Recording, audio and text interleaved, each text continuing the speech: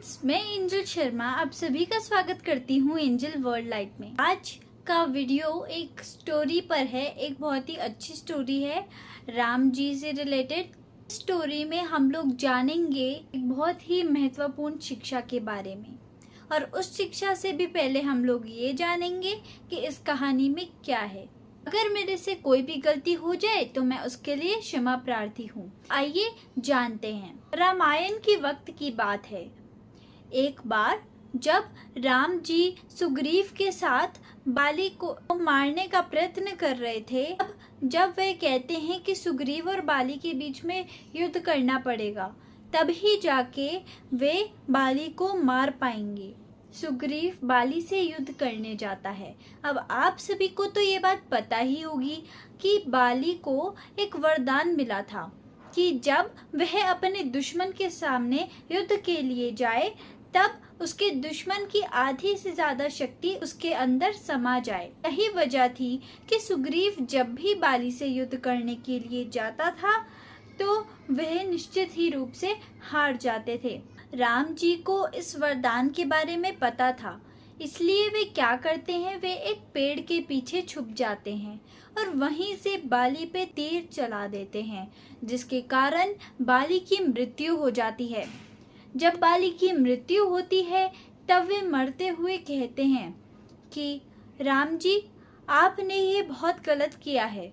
मैंने तो आपका कुछ बिगाड़ा भी नहीं था, लेकिन फिर भी आपने मुझे मारा है। इसलिए इस जन्म का हिसाब आपको आपके अगले जन्म में देना पड़ेगा। श्री रामचंद्र जी महाराज जी का दूसरा जन्म जो था, उसमें वे श्री कृष्ण जी के रूप में आए थे। जब महाभारत का युद्ध चल रहा था, तब एक दिन श्री कृष्ण जी एक पेड़ के नीचे बैठ गए थे और उनके पैर सीधे थे। उनके पैर में एक पद्म चिन्ह था। वो पद्म चिन्ह इतना चमक रहा था कि वे दूर से देखने में एक हिरण की आंख जैसा लग रहा था। तो उसी जन्म में बाली भील बना हुआ था, और जब भील उधर से जा रहे होते हैं अपने शिकार को खोजने के लिए, वो पद्म चिन्ह जो चमकता हुआ दिखाई पड़ रहा था, तब वे समझते हैं कि वह एक हिरण की आंख है।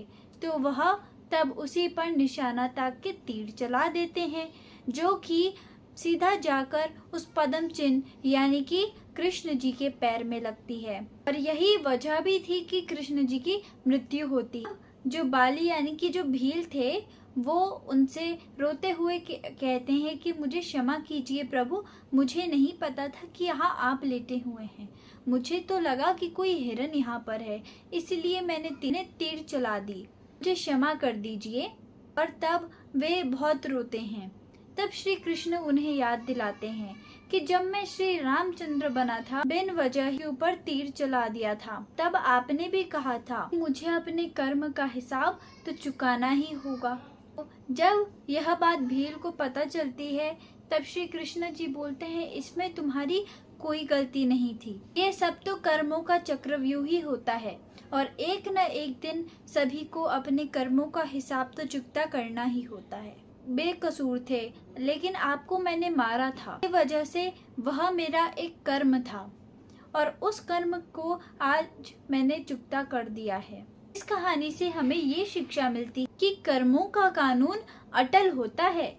इस चक्रव्यूह से, इस कानून से कोई नहीं बच सकता। जैसे कि आपने देखा ही कि जब श्री रामचंद्र जी बाली को मार देते हैं, कि मृत्यु हो जाती है, तब उन्हें उस कर्म का हिसाब भी अपने अगले जन्म में श्री कृष्ण बन के चुकता करना ही पड़ा था। इसीलिए इस कानून से, इन कर्मों के हिसाब को चुकता करने से कोई प्राणी नहीं बच सकता। तो अगर आपको ये वीडियो पसंद आए तो इसे आगे शेयर जरूर कीजिएगा, ताकि यह शिक्षा सभी तक पहुंच पाए। और आप जब इस चैनल को सब्सक्राइब करते हैं, जो सब्सक्राइबर्स आते हैं उनसे मुझे बहुत ज़्यादा खुशी भी मिलती है, प्लस मुझे मोटिवेशन भी मिलता है कि मैं ऐसी अच्छी अच्छी कहानियाँ और अच्छी अच्छी शिक्षाएं ला सकूं। Thank you.